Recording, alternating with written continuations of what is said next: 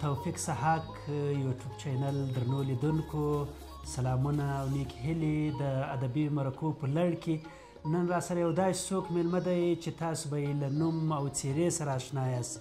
هغه څوک تاسو خپله وینئ محمد آغا زکي چې له کلونو راهیسې د افغانستان د ملي راډیو ټلویزیون سره کار کوي.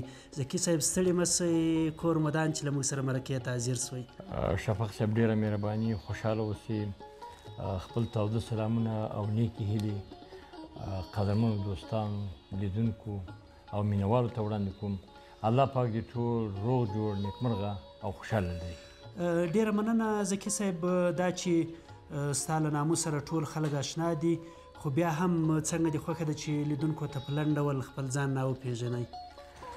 به درته ووایم زما نوم اصلا محمد آغا زکي د مرحوم ګل آغا زوی د ننګرهار ولایت د کوز کونړ ولسوالۍ د شګې اوسېدونکی او تاثیرات مې په علامه سید جمال الدین افغان په لیسه کې سرته رسولي په 12 ټولګي پورې 55 کال کې د علامه سید جمال الدین افغاني د لیسې نه په لومړۍ درجه فارغ شویم او ډېره زیاته علاقه مې درلودله چې د کابل پوهنتون د ژبو ادبیات پوهنځي ووایم. هماغه چې امتحان مې ورکړه په 100,000 نفرو کې په هغه وخت کې سخت آمادګي مې نیولې وه او د کابل پوهنتون د ژبو ادبیات پوهنځي پښتو څانګې ته راغلم. ماشاءالله 4 کاله مې د کابل پوهنتون د ژبو ادبیات پوهنځي پښتو څانګه ولوسته. ډېر ښه. زکي صاحب تاسو د ژبو ادبیاتو پوهنځي لوستې ده که دا راته ووایاست چې د ژورنالیزم له مسلک سره څنګه مینه پیدا شوه څنګه دلته راغلی چا وهڅولی او که خپله مینه مو وه؟ وروره زه په خپله د راډیو د خبرو سره به ما ډېره علاقه درلوده.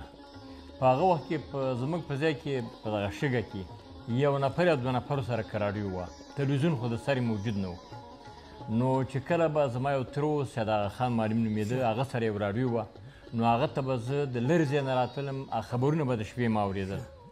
هغه د شپې خبرونه به مې اورېدل. یو خاص دا به مې ویل چې الهي یو وخت به راشي چې زه هم دا خبرونه ووایم نطاق شم. ډېره زیاته علاقه مې درلودله.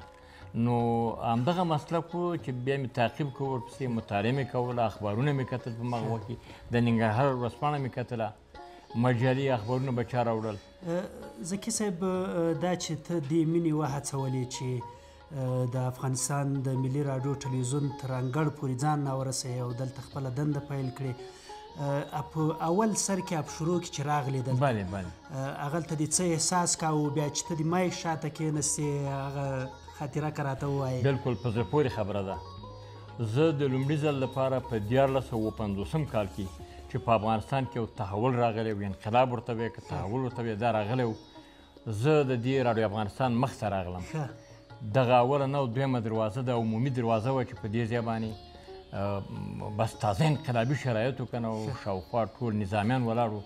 نو ما نه یې پوښتنه وکړه چې ستا چا سره کار دی؟ ما خو څوک نه پېژندل. نو ما ورته وویل چې زه که نصرالله حافظي او یا سیلاب صافی صرف نومونه مې د دوی اورېدلي وو. نو دی سره زما کار دی او زه دی ګورم. وایي ښه. نو دی ټلیفون وکړه په دغه ځای کې یو صاحب منصب ناست و.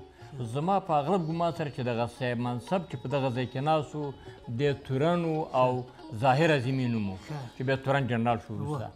نو دغه عظیمي صاحب په دې ځای کې ناست و او ویې ویل چې ته هم دلته انتظار باسه نفر به راشي تا به وګوري. بیا نو چې کته مې نصرالله حافظ هم راغی او سیلاب صافی هم راغی.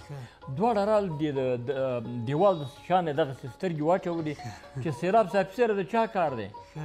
نو بیا ما ورته غږ کړه چې زما کار دی ورسره. ویل ته نږدې راشه. نو بیا هغه زه راننوتلم د هنر ادبیاتو ادارې ته رالم.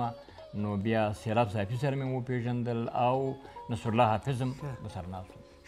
زکي صاحب ډېر ښه دا چې تاسو راغلی هغه خبر یا مثلا په هغه پیل کې چې دې څه وویلې د مایک شاته هغه راډیو او که ټلویزیون و او څه دې وویلې هغه دې په یاد دي؟ زه چې د لومړي ځل لپاره دلته رالم نو نصرالله حافظ یو چا سره معرفي کړم او عجیبه خبره ده چې په دغه دفتر کې به زرین انځور هم کار کوو. نو زرین انځور دا وخت زلمی ځوان سړی و زه یې ونیولم د لاس نه نطاقانو شعبې ته یې بوتلم. نو هغوی ما ته کتل ټول داسې نطاقان ناست و ابراهیم خیل ناست و هاشم پکتیانی ناست و خپله د سایمه اکبر او ګلجان نیکیار او نجیبه حیدر دا د نطاقان د شعبې غړي دا ټول ناست وو. ما ته ویلې چې ته د چا په دغه خبرې کولی شي، په سبک باندې ګړي دی. نو ما د هر یو په سبک باندې خبرې کولې او ټول به خندل، ځکه چې ما دا سبکونه تکرار کړي وو د ځان سره. نو بیا وروسته د هغې نه وایي ته د چا سبک دې زیات خوښېږي؟ نو ما ورته وویل چې د ابراهیم خیل سبک مې ډېر خوښېږي. نو ابراهیم خیل په خپله مدیر د نطاقانو ناست و. نو د هغې نه بعد یې بیا ما نه امتحان واخیسته، په چلونو سټوډیو کې ما نه امتحان واخیسته او هغه اواز زما په دغه وخت کې سلیمان لایق د دې راډیو تلویزیون وزیر و. نو سلیمان لایق په خپله د اواز زما واورېده او د هغې نه بعد ما سره بیا هوکړه وکړه او قرارداد په شکل باندې کار شروع کړ. په پیل کې چې تا همغه خبر یا کوم مطلب چې دی ولوس که هغه راته وایي او په همغه طرز کې راته وایي چې اوس لکه څنګه چې اوس ستا له غږ سره ټول خلک اشنا دي. وروره په اوله کې خو موږ تقریبا 6 میاشتې اعلانات تجارتي اعلانونه ولوستل، د هغې نه بعد بیا 5 دقیقې خبرو ته راغلو. خو زه به هماغه یو خبر تا ته دمغه وخت ویم چې موږ خبر وویلې. نو هغه داسې خبر و چې پاملرنه وکړئ یو مهم خبر ته چې همدا اوس راورسېد. د افغانستان د خلق ډیموکراتیک ګوند د مرکزي کمیټې عمومي منشي او د افغانستان د ډیموکراتیک جمهوریت د انقلابي شورا رئیس محترم ملګري نور محمد تاریکي بیګا د شوروي سوسیالستي جمهوریتونو اتحاد د سیاسي بیرو دارالبدر غړي او په کابل کې د هغه هیواد د لوی سفیر ښاغلي پوزانو سره رسمي د پیژنګلوۍ کتنه وکړه. په دې وخت کې د افغانستان د خلق ډیموکراتیک ګوند د مرکزي کمیټې د سیاسي بیرو غړی او د افغانستان د ډیموکراتیک جمهوریت د باندنیو چارو وزیر ملګری حافظ الله امین هم حاضر و. ډېر ښه، ماشاءالله ډېر خوندور.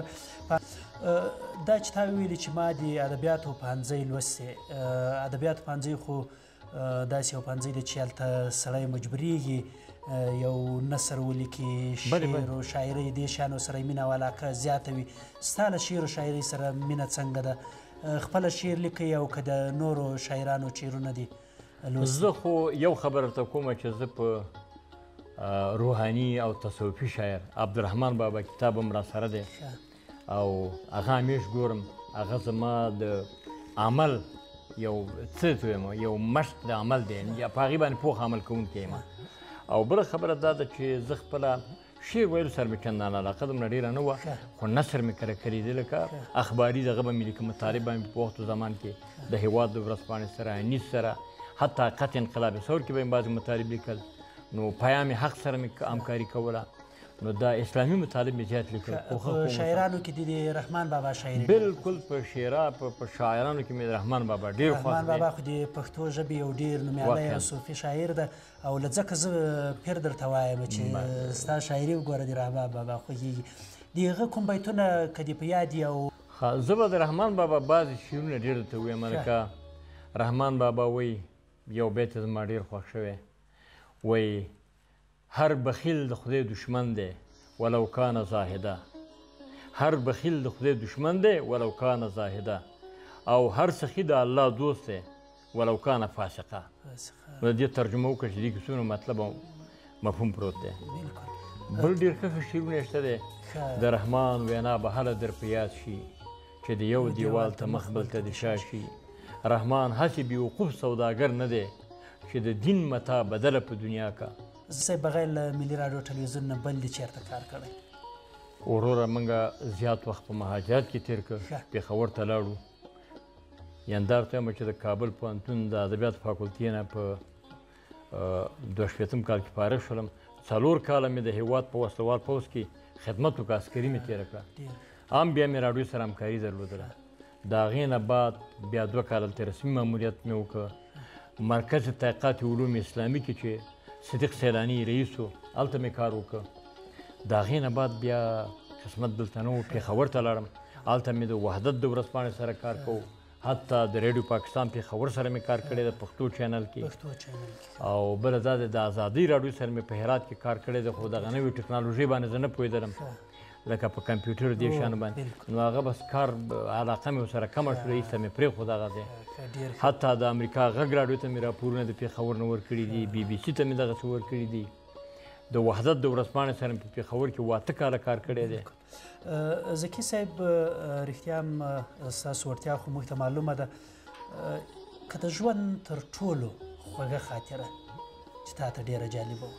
د ژوند تر ټولو خوږه خاطره خو دا وه چې زما خپله د راډیو د نطاقي سره ډېر شوق راته وه او چې کله د خپل اواز مې واورېده یا په اعلان کې یا په خبر کې نو چې چا اورېدلی وه خلکو ماته مبارکي راکوله او زما په خپله یعنې یو ډېره لوی هیله او ارمان هم دا و چې زه به خپل غږ د راډیو نه څنګه واورم او څنګه به نشر شي ځکه په هغه وخت کې راډیو ته یو غریب سړي راتګ هم ډېر مشکل و نو دلته چې رالم نو دغه دوستانو بیا زه تشویق کړلم ډېر ښه ښه نطاقان و ډېر باشخصیته خلک و د هغه نومونه هم درته لږ اخلم عبدالغفور ویان خپله د کونړ والي و د ولایت نه به راته وایي ما ته د ولایت نه دا مهمه ده چې زه نطاق اوسم حتی ډاکټر حسن شیرزی معین وقایوي و معالجوي د وزارت صحت عامه و هغه په دغه نطاقي باندې افتخار کوو ډېر ښه نطاقان موږ درلوده ابراهیم خیل ډېر د خپل اوچت مکتب درلوده په دې نطاقي کې جان آقا لکوزی خدای دې وبخښي وستلی دنیا نه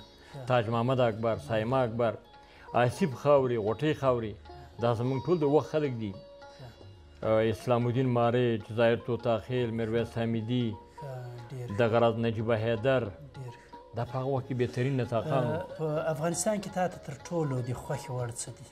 څه شی د ډېر خوښي په هېواد کې؟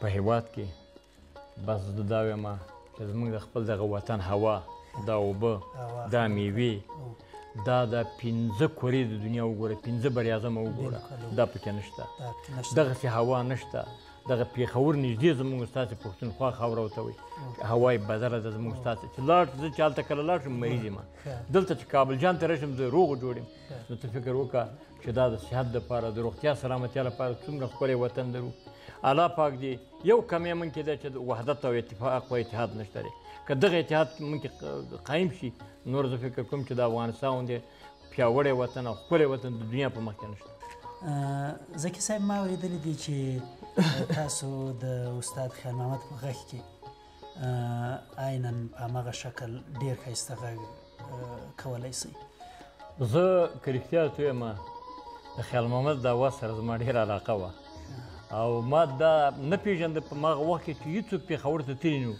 د دې سړي د کتو لپاره زه پېښور ته لاړم نو هغه سړی بیا ما وکته او رښتیا اواز یې ما باندې پېښور راډیو مې اورېدله نو هغه وخت کې د دې سړي غږ زیات و ډېر ښه هنرمندان هلته پېښور کې د پښتونخوا کې موږ لرو ګلنار بیګم کشور سلطان دغه راز فضل ربیع استاد احمد خان خیال محمد خو بیا وروسته را پیدا شو نو خیال محمد اواز ما باندې ډېر ښه لګېده زه به د هغه لږ ترنم تا ته وکړم رور د لاسه وژني یار د یاره پاتې شوی په یې چا نه د اعتبار او پناه شوي هغه خلک د اخلاص او اوس لستوڼې ورکوي بچ کوي لاس شیطانان دي په جامه کې د زبرګانو لیوني دي په دولت پسې یارانو وایي یو څه کوي بل څه فریبجن دي او خود غرضه دوکه بازه دروغجن دي ای زما خوږو دوستانو ځان خبر کړي او دا پردې د نادانۍ د سترګو لر کړي دا چې ښکاري په نظر درته ګلونه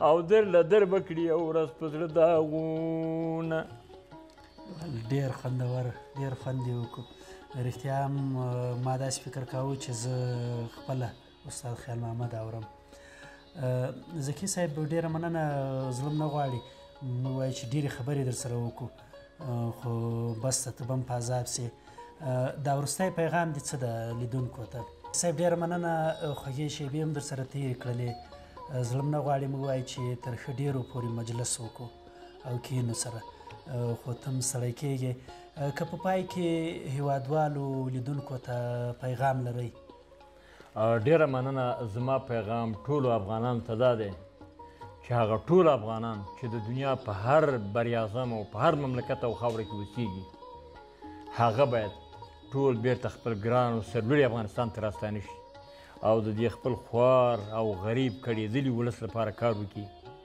مټې راونغاړي او خپل هغه څه معنویات چې دي او که مادیات دي همدغه خلکو سره یې مصرف کړي زموږ ستاسې عزت سکون خوښي او خوشحالي په دې خپل ګران افغانستان کې ده او د خپل ګران هیواد د وحدت دپاره د یووالي دپاره د ترقي او پیشرفت لپاره باید کار وکړو او دغه کړېدلی هیواد او کړېدلي خلک باید د سیالانو سره سیال کړو.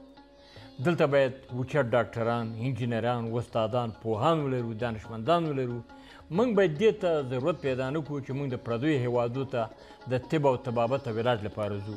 باید په دې خپل وطن کې بهترین استعدادونه، بهترینې شتمنۍ لرلو ته دا باید رشد وکړي، وده وکړي.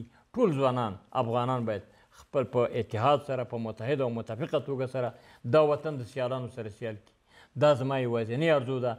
زموږ ستاسې عزت، زموږ ستاسې پت او حرمت یوازې په خپل سرلوړي افغان